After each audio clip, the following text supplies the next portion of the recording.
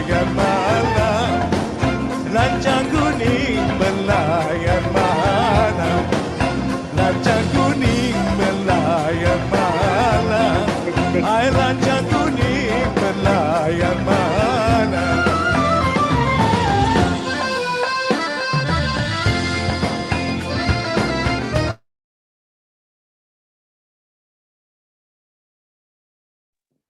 Cek cek cek cek cek cek cek.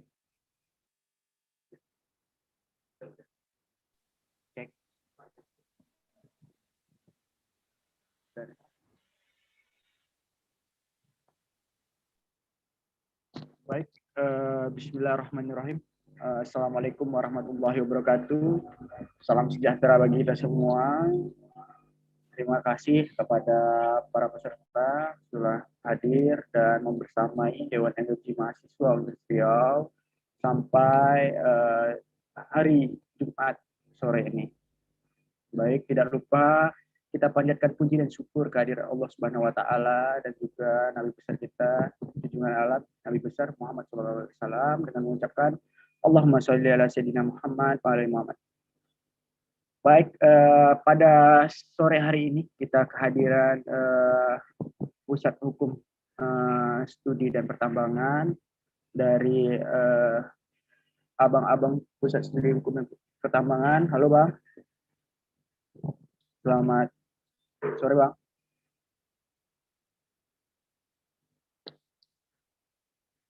Ya, halo, selamat sore teman-teman Dewan Energi Mahasiswa dan Universitas Riau. Salam sehat, Ya Bang. salam kompak, salam suara saya perjuangan. kedengaran ya Bang? Ya. Terima kasih Bang udah bersedia untuk mengisi materi kami di sesi 8 ini. Abang Da Suyanto dari PUSHEP, Ya, ya. Pusat Studi Hukum, Energi dan Pertambangan. Nah, langsung aja nih Bang, kita ke materinya, boleh dipaparkan Bang? Bisa tolong dimunculkan materi tadi sudah kita kirim? Siap Bang. Slide-nya.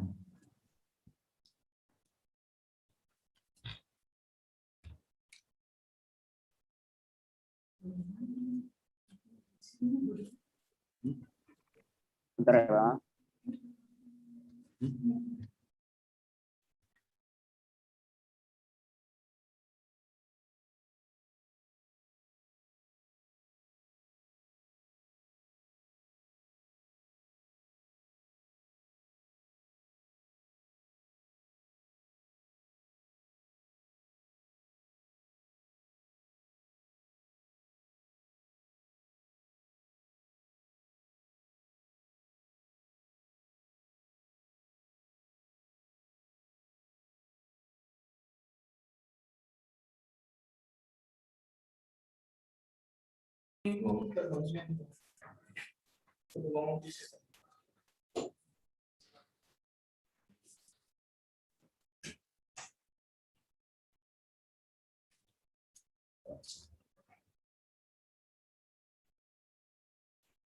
Banyak semua aja.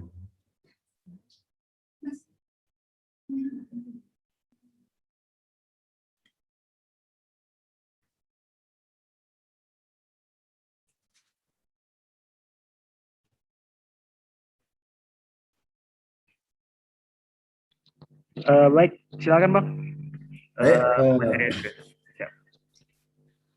terima kasih untuk teman-teman Dewan Energi Mahasiswa dan teman-teman dari Universitas Riau yang sudah memberi kesempatan kepada kami dari Pusat Studi Hukum Energi dan Pertambangan untuk menyampaikan materi sebagai narasumber dalam kegiatan yang dilakukan oleh DEM pada sore hari ini. Pertama-tama saya ingin memperkenalkan PUSHEP sebagai sebuah pusat studi hukum energi dan pertambangan yang selama ini konsen untuk melakukan penelitian, pengkajian, kemudian memberikan kontribusi langsung kepada DPR melalui analisa-analisa kita terkait dengan potensi hukum energi dan pertambangan. Dan juga yang kedua saya menyampaikan salam dari Direktur Eksekutif Pusat Studi Hukum Energi dan Pertambangan yang sedianya pada sore hari ini akan menjadi narasumber, tapi kebetulan ada rapat mendadak sehingga didelegasikan kepada saya. Serta disampaikan salam untuk teman-teman DEM dan juga teman-teman dari Universitas Riau. Baik, langsung saja bahwa materi yang ingin saya sampaikan untuk kita sharing bersama saja sebenarnya, karena saya yakin teman-teman sudah banyak mengeksplorasi isu-isu tentang hukum energi dan pertambangan. Tema atau judul yang ingin saya sampaikan adalah optimalisasi peran daerah dalam pemanfaatan sumber daya alam. Saya melihat ada satu nuansa kebatinan di mana teman-teman DEM saat ini sedang konsen untuk melakukan pengamatan, observasi, dan penelitian secara serius terkait dengan isu menyangkut peralihan tata kelola blok migas dari Chevron ke Pertamina. Oke, next slide. Baik, sebagai latar belakang ingin saya sampaikan bahwa Blok Rokan itu kan posisinya terletak di Provinsi Riau. Dia memiliki luas wilayah 6.220 km. Memiliki 96 lapangan, di mana 3 lapangan berpotensi menghasilkan minyak sangat baik, yaitu Duri, Minas, dan Bekasap. Tercatat sejak beroperasi 1971 hingga 31 Desember 2017, total minyak dihasilkan di Blok Rokan mencapai 11,5 miliar barel minyak sejak awal operasi dilakukan. Nah, itu menunjukkan bahwa Rokan sangat kaya sekali akan potensi sumber daya alam minyak. Di situ Rokan memiliki cadangan yang sangat besar. Kemudian dengan cadangan yang ada itu tentunya kita berharap bisa menjadikan Rokan sebagai satu daerah yang akan kaya, sejahtera, dan rakyatnya makmur oleh adanya kekayaan alam yang dimiliki tersebut. Next.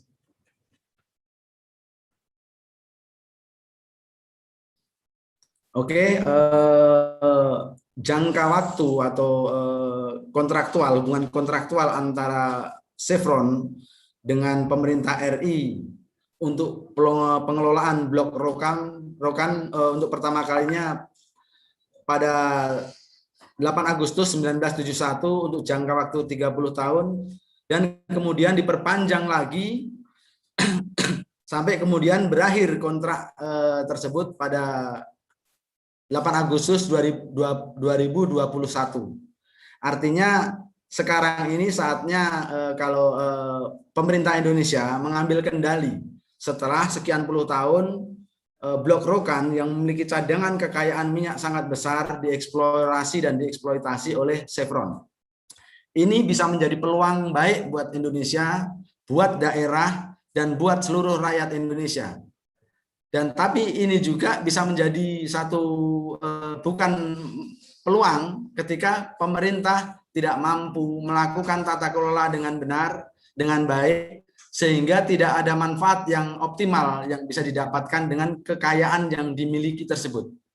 Maka saya yakin dengan adanya dorongan konsen dari teman-teman DEM dan teman-teman mahasiswa untuk melakukan kontrol, melakukan advokasi terhadap tata kelola migas di Indonesia, minyak di Indonesia ini, khususnya di Blok Rokan, akan dapat memberikan kepada pemerintah ultimatum atau warning bahwa pemerintah ketika diberikan amanat untuk mengelola Blok Rokan yang kemudian tata kelola itu diserahkan kepada Pertamina melalui tender, maka dikelolanya harus sesuai dengan ketentuan konstitusi dan undang-undang yang berlaku. Next.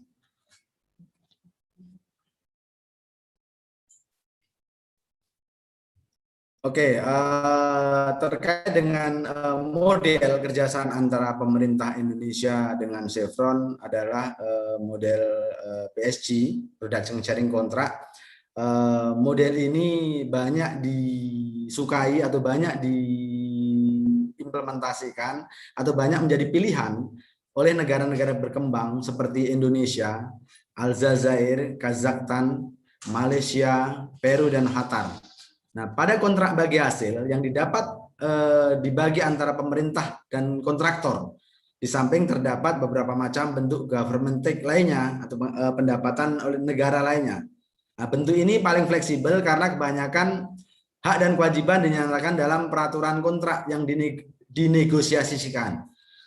Artinya bentuk ini bentuk yang paling bisa mengakomodir kepentingan dua belah pihak, baik kepentingan pemerintah Indonesia maupun kepentingan dari kontraktor.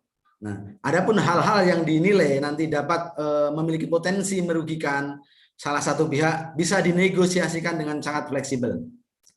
Nah, esensi daripada kontraktual itu lebih tekanannya lebih ada pada model kontrak PSG ini, di mana kedua belah pihak dapat menyampaikan apa saja yang menjadi keinginannya, apa saja yang menurutnya baik untuk kerjasama tersebut, untuk kontraktual tersebut, sehingga potensi-potensi terjadinya dispute di kemudian hari dapat dimitigasi sejak awal, dapat diminimalisir sejak awal, kemudian sehingga proses berjalan kontrak akan berjalan dengan lancar sesuai dengan apa yang menjadi cita-cita bersama para pihak dalam berkontrak.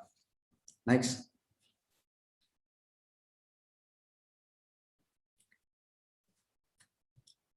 Oke, adapun masa kontrak setelah diperpanjang kontrak antara pemerintah Republik Indonesia dengan Chevron Pacific Indonesia berakhir pada bulan Agustus ini, bulan Agustus tahun 2021.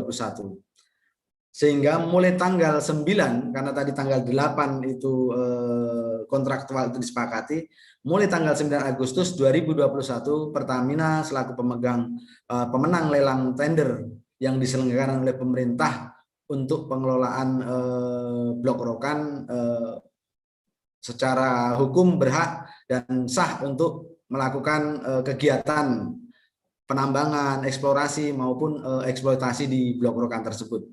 Harapannya dengan Pertamina berhasil mendapatkan atau memenangkan tender, ini bukan diberikan ya, tetapi memenangkan tender, lelang tender yang diselenggarakan oleh pemerintah, kemudian Pertamina sebagai peserta tender telah memenangkan lelang tersebut. Artinya bahwa di sini Pertamina secara kapasitas, secara kelengkapan administrasi, secara permodalan diyakini mampu dan untuk mengelola secara maksimal dan optimal Blok Rokan tersebut. Next.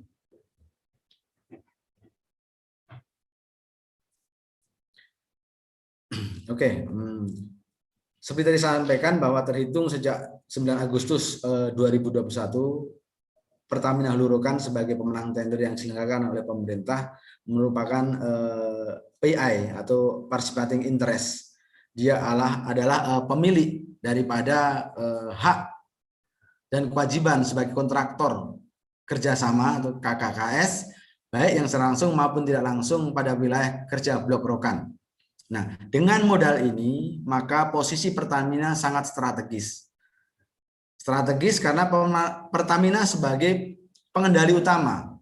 Sebagai pengendali utama tentunya dia bisa melakukan berbagai model kerjasama, apakah mau dikerjakan sendiri dengan modal sendiri, dengan sistem manajemen Pertamina sendiri, atau seperti apa modelnya, itu bisa menjadi pilihan Pertamina. Pada prinsipnya bahwa Pertamina sebagai badan usaha milik negara sudah berhasil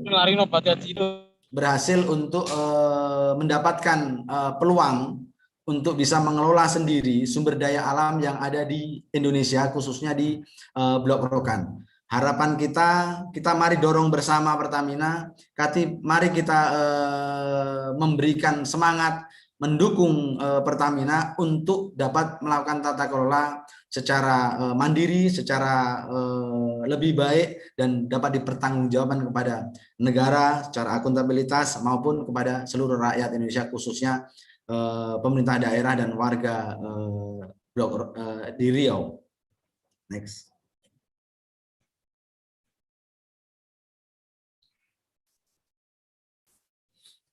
Oke, prinsip dasar dalam tata kelola sumber daya alam sudah diatur di dalam konstitusi Undang-Undang Dasar Negara Republik Indonesia tahun 1945.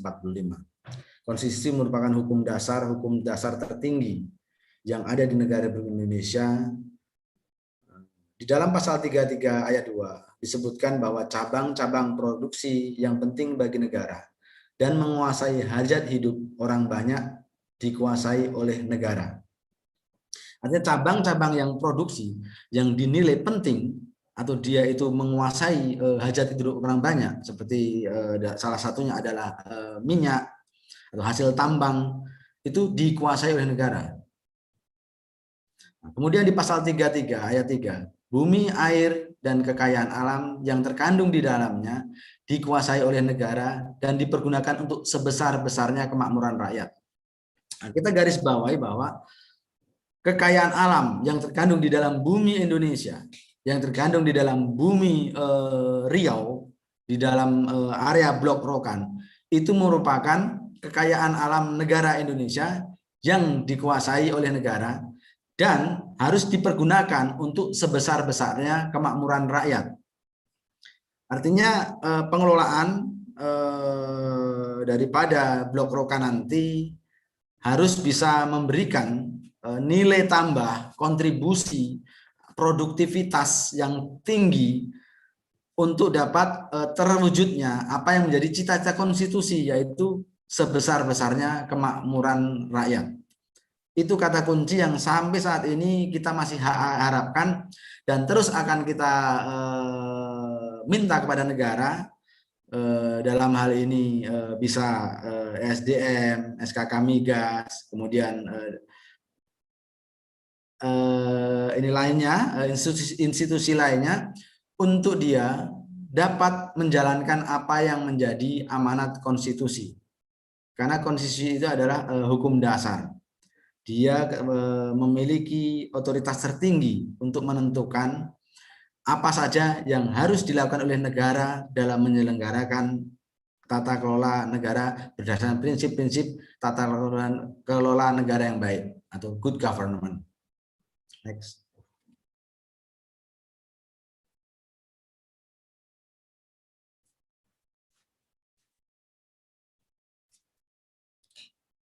Ada kesalahan.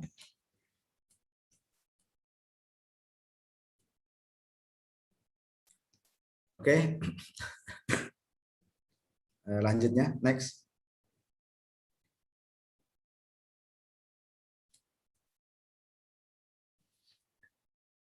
Nah, adapun konsep penguasaan oleh negara, sebagaimana disebutkan pasal 33 Undang-Undang Dasar 45, bahwa konsep penguasaan oleh negara ini dilakukan melalui cara tertentu, yaitu pengelolaan, kemudian kebijakan, pengurusan, pengaturan, serta pengawasan. Nah, berdasarkan putusan nomor 36 PUU garis datar X garis miring 2012, bentuk penguasaan negara peringkat pertama dan yang paling penting adalah negara melakukan pengelolaan secara langsung. Nah, pengelolaan secara langsung ini bisa saja dilakukan dengan melalui kepemilikan saham atau negara terlibat langsung dalam proses manajemen. Dengan negara melakukan pengelolaan langsung, otomatis negara memiliki otoritas yang kuat untuk melakukan mengendalikan sistem yang ada di dalam tata kelola tersebut. Kemudian negara bisa melakukan secara langsung juga penugasan, kemudian pengelolaan, pengontrolan, serta pengawasan terhadap tata kelola Blok Rokan dalam rangka melakukan eksplorasi maupun eksploitasi sumber daya alam yang dimiliki Indonesia. Nah, itu merupakan tafsir resmi atau tafsir sah yang dilakukan oleh Mahkamah Konstitusi melalui putusannya. Bahwa bentuk pengelolaan yang paling penting adalah melakukan pengelolaan secara langsung. Artinya negara terlibat langsung dalam apa? Dalam pengurusan, dalam manajemen. Nah, dengan adanya Pertamina sekarang ini, yang mana dia adalah badan usaha milik negara, kemudian memenangkan tender, lelang tender yang dilakukan pemerintah, otomatis pemerintah sekarang punya peluang besar untuk melakukan pengelolaan secara langsung. Di sini Pertamina sebagai satu institusi lembaga bisnis plat merah itu berarti bisa mengendalikan untuk mewujudkan apa yang menjadi cita-cita konstitusi tadi, yaitu sebesar-besarnya kemakmuran rakyat Indonesia. Harapan kita dengan adanya Pertamina sekarang yang menjadi pengendali sebagai PI-nya, participating interest, sebagai atau dalam istilah korporasinya adalah pemilik saham, pemegang saham mutlak mayoritas, dia dapat melakukan berbagai hal untuk tujuan dapat terselenggaranya tata kelola yang baik atau good corporate governance terhadap pengelolaan blok Rokan tersebut. Next.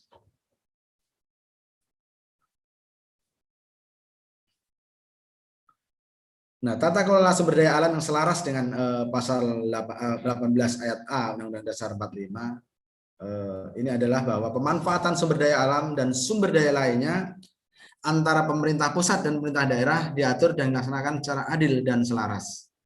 Karena daerah harus sejahtera sebagai tempat di mana sumber daya alam itu berada. Dalam hal ini, sumber daya alam yang dimiliki oleh Provinsi Riau, di mana cadangan-cadangan minyak yang sangat besar, sangat banyak jumlahnya di Blok Rokan merupakan bagian yang ada di dalam wilayah Riau, maka provinsi daerah Riau harus bisa mendapatkan hasil yang optimal, harus bisa merasakan keberhasilan atau hasil daripada eksploitasi sumber daya alam yang ada di daerahnya. Nah, menurut saya prinsip ini perlu menjadi pegangan dan perlu menjadi basis mahasiswa dalam melakukan gerakan advokasi maupun gerakan-gerakan melakukan kontrol terhadap tata kelola pengelolaan sumber daya alam, khususnya di Blok Rokan yang nanti akan dilakukan oleh Pertamina. Nah, prinsip bahwa daerah itu harus diberikan peluang untuk bisa menikmati hasil sumber daya alam yang ada di daerahnya. Itu harus bisa menjadi dasar pemikiran, dasar kita dalam mengadvokasi daerah dan warga masyarakat, rakyat daerah sebagai pemilik yang bertalian langsung dengan tanah dan sumber daya alam yang ada di daerah tersebut. Next.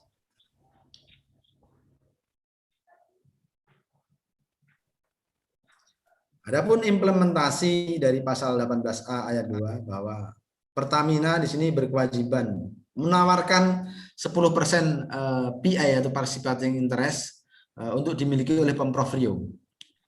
Tapi di sini klausulnya hanya berkewajiban menawarkan menurut undang-undang. Nah, seharusnya berkewajiban untuk supaya pemerintah Riau itu bisa mendapatkan 10%. Karena kalau hanya menawarkan nanti pemerintah Riau tidak punya anggaran, misalnya ada kesulitan, nah itu akan menjadi problem lagi. Tapi kalau memastikan bahwa 10% dari PI ini harus dimiliki oleh pemerintah Riau, seandainya pun ada kendala dalam prosesnya, misalnya kendala pendanaan dan sebagainya, maka negara, pemerintah pusat harus ikut berpartisipasi untuk memikirkan supaya 10% tetap dimiliki oleh pemerintah Riau.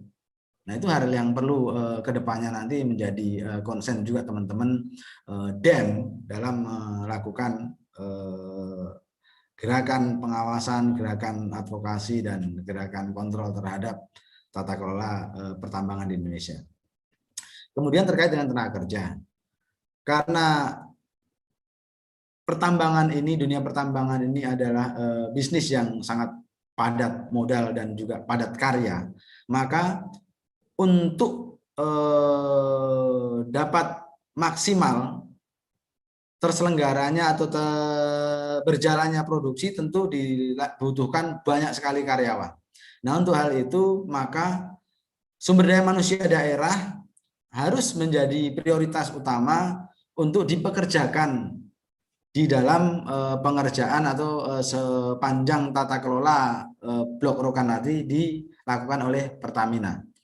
Nah, selain itu juga harus, karena ini jangka panjang, proyek jangka panjang, maka Pertamina juga harus punya concern untuk bagaimana meningkatkan kapasitas sumber daya manusia daerah sehingga lambat laun mereka bisa lebih produktif, kemudian lebih dapat memberikan kontribusi yang maksimal untuk bisa terciptanya atau terwujudnya apa yang menjadi cita-cita, yaitu kita bersama untuk hasil yang maksimal, untuk ini produksi yang maksimal, kemudian optimal juga hasilnya untuk dirasakan oleh masyarakat. Nah, terkait juga kebutuhan-kebutuhan penunjang kegiatan, itu kan karena bisnis ini adalah bisnis yang padat modal, kemudian padat karya, kemudian di situ dibutuhkan sarana dan prasarana pendukung yang banyak. Tentu ini merupakan peluang untuk pemerintah daerah, untuk masyarakat daerah untuk dapat mengkerjasamakan atau bekerja sama dengan Pertamina. Misalnya Pertamina membutuhkan alat pengangkut. Nah, alat pengangkut itu bisa dikerjasamakan dengan pengusaha-pengusaha yang ada di daerah setempat, di sekitar lokasi, sehingga akan memberikan dampak positif untuk kepada perekonomian warga, perekonomian masyarakat sekitar area pertambangan. Nah, hal semacam itu juga perlu disampaikan kepada Pertamina supaya ada perlakuan khusus terhadap warga sekitar terkait dengan supaya mereka bisa menikmati efek atau impact yang terjadi atau yang timbul karena adanya existing Pertamina dalam mengelola blok Rokan tersebut. Next.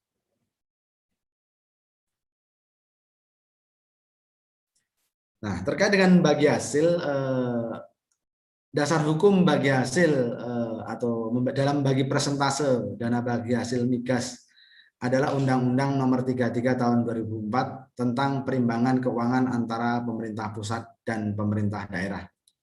Nah, regulasi ini mengatur bahwa penerimaan minyak bumi setelah dikurangi komponen pajak dan pungutan lain dibagi dengan imbangan 84,5% untuk pemerintah pusat dan 15,5% untuk daerah. Dari angka 15,5% ini sebesar 0,5% dialokasikan untuk menambah anggaran pendidikan dasar pada daerah yang bersangkutan. Nah, ini penting juga karena pendidikan itu harus menjadi prioritas. Pendidikan dasar khususnya itu harus bisa dinikmati oleh seluruh warga masyarakat yang ada di sekitar area pertambangan. Nah, itu perlu menjadi satu perhatian khusus.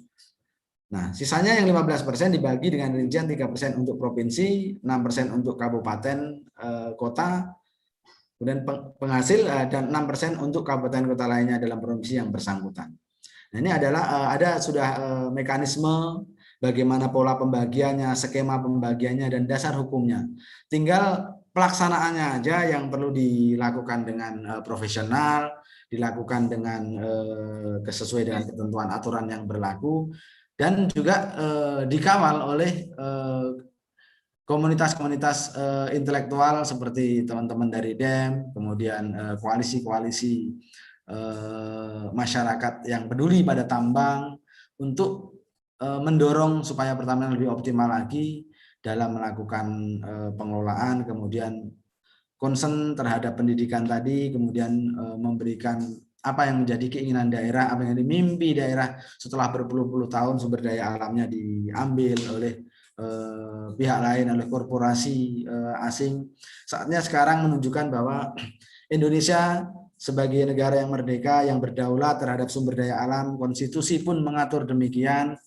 Undang-undang, perangkat peraturan perundang-undangan sudah memberikan atau memberikan norma-norma, batasan-batasan dalam mengelola sumber daya alam untuk sebesar-besarnya kemakmuran seluruh rakyat Indonesia. Harapan saya DEM sebagai sebagai generasi mahasiswa, tokoh-tokoh intelektual muda yang concern dan mau peduli serta mau berpikir kritis dan siap untuk melakukan aksi nyata, itu merupakan salah satu tumpuan bangsa Indonesia, tumpuan masyarakat Indonesia. Perlu diingat bahwa kemerdekaan Indonesia itu dicapai oleh para pemuda, bukan oleh generasi tua. Seperti kalian inilah yang dulu tampil ke depan untuk melawan penjajah dan membangkitkan semangat perjuangan untuk sampai dengan terciptanya, terwujudnya mimpi kemerdekaan Republik Indonesia. Next.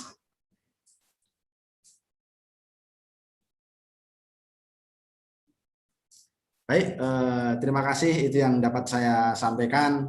Apabila ada kurang, mohon dimaafkan. Terus semangat DEM dalam mengawal kekayaan alam Indonesia. Terus semangat pemuda-pemuda mahasiswa dalam mewujudkan apa yang menjadi cita-cita konstitusi. Gerakan kalian terus akan dinanti, gerakan kalian terus akan menjadi harapan kami. Kita bersama-sama. Terima kasih. Assalamualaikum warahmatullahi wabarakatuh. Ya, waalaikumsalam warahmatullahi wabarakatuh. Bang, izin mungkin bagi kawan-kawan yang ingin bertanya silakan dihidupkan mic-nya. Kembali lagi saya ingatkan atau saya sampaikan ketika kawan-kawan ingin bertanya silahkan dihidupkan mic-nya dan langsung saya bertanya. Atau boleh juga di room chat silahkan diketik biar nanti saya bacakan. Baik, mungkin Bang, saya yang bertanya duluan nih Bang untuk mengawali pertanyaan dari kawan-kawan. Mungkin dari segi regulasi Bang, dari segi regulasi di mana pasal 33 ayat 2 dan 3 tadi itu merupakan pasal yang sangat menjadi arah negara kita, menjadi arah garis grand design salah satu negara kita, di mana untuk berdaulatnya rakyat Indonesia terhadap sumber daya alamnya. Tetapi pelaksanaannya mungkin sangat-sangat kurang, di mana sampai saat ini Pertamina hanya menguasai 24% dari keseluruhan nih Bang, keseluruhan wilayah kerja dari migas Indonesia itu sendiri. Tetapi amandemen dari undang-undang ini kan sangat berbahaya tentunya Bang. Melihat Chevron sendiri yang aktif di Indonesia pada tahun 1924 mengawali eksplorasinya, tentunya Undang-Undang 1945 ini terhimpit atau tidak diperhitungkan sama Chevron atau sama California, Texas dulunya, itu Bang. Jadi ketika nantinya Pertamina masuk ke wilayah Blok Rokan ini, apa jaminan hukumnya Bang? Mungkin kalau Abang melihat, ketika sekarang kita menggunakan Undang-Undang 22 tahun 2001 sebagai dasar hukum untuk mengamankan atau kebijakan-kebijakan untuk mengamankan K3S dari regulasi-regulasi tersebut. Nanti Bang, ketika undang-undang ini menjadi undang-undang yang akan diamandemen selanjutnya setelah undang-undang minerba atau undang-undang IPT selanjutnya gitu, apa impact-nya bagi K3S Bang? Apakah dia harus merombak semua? Kita tengok Omnibus Law Bang, semua orang udah berpangku sama Omnibus Law, berpayung sama Omnibus Law. Ketika yang enak-enak orang itu ambil, ketika yang nggak enak dia nggak mau tahu kan gitu. Ini kalau kata orang orang Minangnya bakal lama deinyo kan. Karena saya orang Minang sebenarnya Bang. Ya. Baik, silakan Bang disampaikan Bang.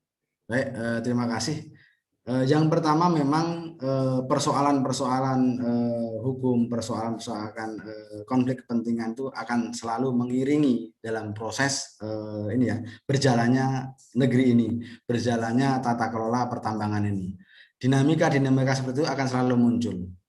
termasuk meskipun konstitusi sudah memberikan garis yang tegas sekali bahwa kekayaan alam itu merupakan dikuasai oleh negara, kemudian dipergunakan untuk sebesar-besarnya kemakmuran rakyat, dalam faktanya memang masih terjadi apa yang menjadi kekhawatiran kita semua.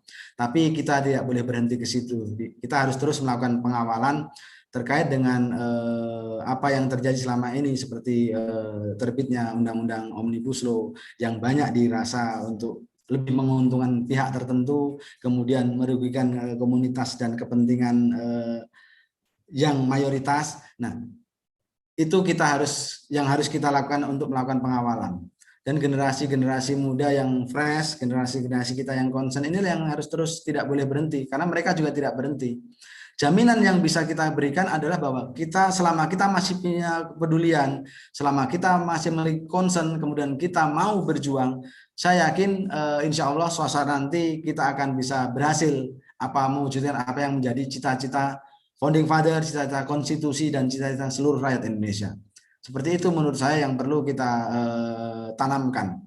Karena kita punya wakil rakyat, kita punya pemimpin, tapi memang tidak sepenuhnya bisa kita harapkan dan kita berikan kepercayaan.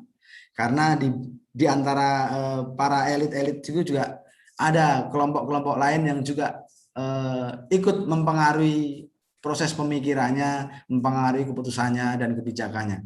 Tapi kita sebagai rakyat, pemilik langsung daripada kekayaan alam yang ada di Indonesia, kita punya hak yang sangat kuat untuk melakukan kontrol, pengawasan, dan ikut menentukan arah ke depan tata kelola sumber daya alam yang ada di Indonesia.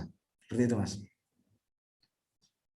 Baik, terima kasih Mas Suyanto atau Bang Suyanto. Bang, izin untuk pertanyaan kedua, Bang, perihal kontrak kerja atau PSC tadi, Bang. Itu kan Rokan insya Allah memakai gross split, Bang. Product sharing contract, gross split, tidak lagi cost recovery. Nah, otomatis dari sini aja udah banyak. Ini kan yang memakai gross split sekarang ini kan masih sedikit, Bang. Sedangkan yang memakai PSC cost recovery sekarang banyak, dan banyak menguntungkan ataupun banyak yang diselewengkan melalui moral hazard. Nah, menurut Abang nanti ketika ada perubahan seperti ini kan kalau misalnya blok kecil, Bang, atau produksinya di angka 30.000 barel per hari seperti ONWG atau 31 barel per hari seperti Mahakam, itu tidak masalah. Tetapi ini sangat berat ketika ini blok yang nomor 2 terbesar gitu loh. Terbesar dengan angka produksi 170.000 barel per hari. Nah, otomatis kepastian terhadap pengembalian dana operasional perusahaan tentu seyogyanya pemerintah harus memberi kenyamanan bagi K3S. Menurut Abang seperti apa, Bang? Siap. Ya, betul. Saya sependapat dengan apa yang teman-teman pikirkan. Memang kita juga harus memikirkan hal-hal yang potensi-potensi yang dapat mengancam atau merugikan posisi kita, posisi negara, posisi rakyat Indonesia. Tapi karena ini sifatnya kontraktual, sifatnya itu adalah hubungan B2B, maka sebenarnya ada peluang-peluang yang masih bisa kita lakukan untuk melakukan perubahan-perubahan dalam berjalannya kontrak sekalipun. Hanya saja memang persoalan power di sini, persoalan kekuatan. Kalau kemarin kita dihadapkan dengan lembaga bisnis asing, kemudian kita berada pada posisi-posisi yang agak kurang strategis, itu masih bisa kita maklumin. Tapi sekarang ini yang nantinya kan yang akan mengelola Pertamina. Dengan begitu Pertamina adalah bagian daripada Indonesia, bagian ada institusi bisnis plat merah. Untuk itu teman-teman dari DEM nanti saya yakin akan lebih mudah untuk memberikan masukan, melakukan kontrol dan memberikan pesan-pesan untuk perbaikan dalam tata kelola kepada pemerintah. Saya yakin teman-teman mampu karena teman-teman yang punya gerakan kuat, yang punya basis pendukung di seluruh Indonesia. Saya yakin itu bisa teman-teman lakukan, dan saya suka dengan apa yang jadi pemikiran teman-teman. Kalau kita hanya mengandalkan mereka-mereka yang ada di atas, belum tentu pemikiran ini muncul. Tapi originalitas pemikiran, ide dan gagasan ada di teman-teman. Kekuatan pun ada di teman-teman, bukan ada di atas. Kita hanya bisa menyuarakan, hanya bisa mendorong, tapi implementasinya kalau memang itu tidak bisa dilakukan oleh mereka, maka gerakan teman-teman yang akan menjadi harapan utama. Gitu, teman.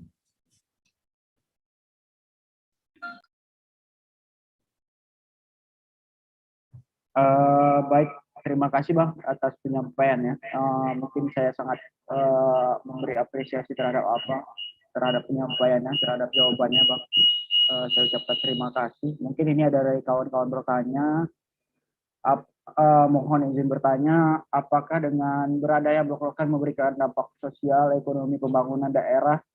Dan untuk Demundri, apakah kegiatan-kegiatan Demundri yang menyangkut bidang energi disupport oleh blok-blokan atau Pertamina? Baik, sedikit menjawab yang dari Demundri, atau nanti boleh kita suruh Bang Sianto menjawab setelah saya menyampaikan bahwa dari Demundri sendiri, seluruh kegiatan Dewan Energi Mahasiswa Universitas Riau dibilang disupport. Tentunya kami sebagai mahasiswa yang tidak memiliki dana, dalam artian kami hanya memiliki dana operasional dari kawan-kawan, iuran dari kawan-kawan gitu. Dan ketika ada kegiatan acara, otomatis bersikap seperti organisasi lainnya, di mana proposal menjadi jawaban tentunya. Tentu tidak sebesar yang kawan-kawan bayangkan, karena sampai saat ini kami ini sedang berada di kos ini, bukan di hotel mewah, karena dana seperti apapun kalau misalnya dananya besar ya pasti kami di hotel mewah itu, minimal bintang 4 kan itu. Sedangkan kami sekarang nih bintang 100 ini berada di kos. Jadi semakin banyak bintang semakin murah seharusnya. Baik, mungkin dampak sosial dari Rokan sendiri, jika nanti kawan-kawan membaca buku kami, insya Allah yang kami terbitkan di tanggal 20 Mei, di mana kami akan menjelaskan legasi-legasi apa yang telah Srefon berikan kepada Riau khususnya, di mana ada di sini jembatan kebanggaan masyarakat Riau sebelum jembatan-jembatan lain dibikin, di mana jembatan Leighton namanya, itu adalah jembatan yang dibikin oleh salah satu kontraktor dari Caltex, dan juga ada jembatan-jembatan penyeberangan jalan, untuk jalan, jadi dibangun oleh Caltex dan Chevron sendiri. Mungkin dampak sosial pasti, karena sampai saat ini ketika Chevron mau keluar atau Chevron sedang susah payah nih di Riau karena habis kontraknya, itu masyarakat di sekitar Rokan sendiri, sekitar Chevron sendiri banyak yang kekurangan omset dari penjualan-penjualan, misalnya rumah makan, misalnya roti-roti dan lain-lain. Mungkin seperti itu saja. Ditambah lagi transportasi yang mendukung operasional kegiatan karyawan-karyawan Chevron sudah mulai dikurang-kurangkan begitu. Jadi mungkin dampak sosialnya pasti tentu saja sangat besar, karena di sini bloknya bukan blok biasa, blok yang sangat luar biasa dengan 170.000 barel per hari, dan di tahun 2012 pernah mencapai 1 juta barel per hari. Mungkin nanti kawan-kawan bisa melihat di sini ada tubuh 2 miliar barel ya, dari hasil operasional atau operasi dari blok Chevron sendiri, blok Rokan sendiri. Siap Bang, mungkin dari Abang tanggapannya seperti apa Bang? Silakan Bang. Baik, kalau terkait dengan tadi yang disampaikan bagaimana sumber dana daripada DEM, daripada ini, menurut saya kalau DEM itu ada di kos-kosan itu masih aman. Karena kita masih bisa berharap pada DEM. Tapi kalau sudah pindah ke hotel berbintang, saya khawatir nanti DEM jadi elitis. Jadi gerakan-gerakannya nggak lagi gerakan-gerakan yang bombastis. Nah, jadi tapi dua-duanya perlu.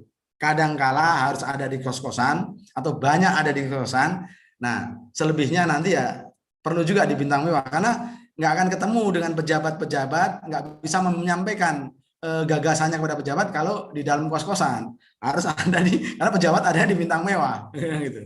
Seperti itu. Nah, terkait dengan tadi dampak sosial atau isu-isu yang atau potensi-potensi yang bakal muncul dengan adanya ini eksplorasi dan eksploitasi blok Rokan ini, tentu seperti yang disampaikan tadi, karena di situ adalah lingkupnya besar, kemudian punya cadangan yang sangat berlimpah, dan eksploitasi yang dihasilkan per hari juga sebegitu fantastis, akan potensi muncul terjadinya problem-problem sosial yang dapat terjadi dengan baik dengan masyarakat, dengan pemerintah daerah, dan entitas-entitas yang lain. Tetapi hal semacam itu menurut saya dimanapun terjadi dan bisa mungkin terjadi, tapi yang terpenting adalah bagaimana kita bisa memitigasi itu, bisa meminimalisir potensi terjadinya benturan-benturan, kemudian potensi-potensi konflik di antara parties atau pihak-pihak stakeholders yang ada di area itu. Karena apa? Karena Pertamina harus punya tanggung jawab yang besar untuk bagaimana mengelola limbah dengan baik, bagaimana menjaga kearifan lokal yang ada, bagaimana menghargai dan mencintai masyarakat dan pemerintah daerah Riau, sehingga ada timbul simpati dan saling kepercayaan. Nah, kejujuran menjadi penting. Bagaimana apa yang menjadi tadi pesan undang-undang, misalnya Pertamina harus punya kontribusi langsung dan nyata untuk bagaimana pemberdayaan, peningkatan kapasitas SDM, penyerapan sumber daya manusia yang ada di situ, kemudian distribusi kesejahteraan, itu bagian dari tanggung jawabnya. Masyarakat pun punya tanggung jawab yang cukup besar juga, selain juga dia bagaimana menjaga supaya hubungan ini bisa baik, bisa kondusif, kemudian tata kelola atau kerjasama dalam rangka pengusahaan blok Rokan ini bisa berjalan dengan tertib dan damai, aman, maka semua stakeholders harus bisa bekerja sama prinsipnya. Jangan ada yang saling mendustai. Berikan apa yang menjadi haknya warga, berikan apa yang menjadi haknya pemerintah daerah, kemudian bantu kontraktor untuk menjalankan tugas dan kewajibannya dengan baik. Kemudian sinergi itu bisa terjalin, terbangun. Saya yakin apa yang menjadi tadi potensi resiko tadi bisa termitigasi gitu, terminimalisir gitu. Seperti itu kira-kira teman-teman. Siap, terima kasih penyampaian yang sangat luar biasa dari abang kita, Bang Suyanto dari Pusat Studi Hukum Energi dan Pertambangan. Mungkin sedikit penyampaian dari saya bahwa kepada Pertamina khususnya, selamat datang di Blok Rokan. Semoga dalam melaksanakan operasi tidak ada mengalami yang namanya decline yang berbahaya atau yang sangat mengandung konflik lah nanti.